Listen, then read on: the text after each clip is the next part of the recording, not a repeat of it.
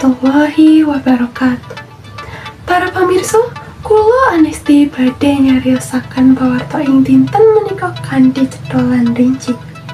Pawarta ingkang badhe kula sariosaken yaiku babagan lomba tradisional para siswa ing acara Ambal Warsa SMA Negeri 2 Kebumen.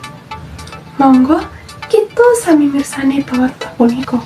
Lomba tradisional para siswa punika dipunlaksanakaken tanggal 20 September kaliyan 20 ingkang dados dinten sepisanan perayaan ulang tahun Semanda.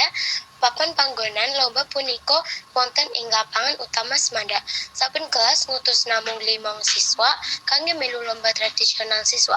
Kangge mirsani kahanan lapangan utama nalika lomba tradisional siswa, kula badhe nyariosaken kados pundi suasana lan kegiatan ing mriku nalika lomba kalampahan. Para pemirsa sakmenika sedang mirsani papan panggonan lomba tradisional para siswa ingkang kalampahan kala wingi. Kados mekaten, lapangan utama Manda punika ambane jembar sanget, sehingga para siswa saged leluasa obah lan melu lomba kanthi semangat. Wonten mriki para siswa sami padha bengok semangat dukung kelasipun piyambak-piyambak. Lomba punika lumampah kanthi meriah sanget amargi kaayakaken wonten ing dinten sepisanan perayaan ulang tahun SMA Negeri Kali.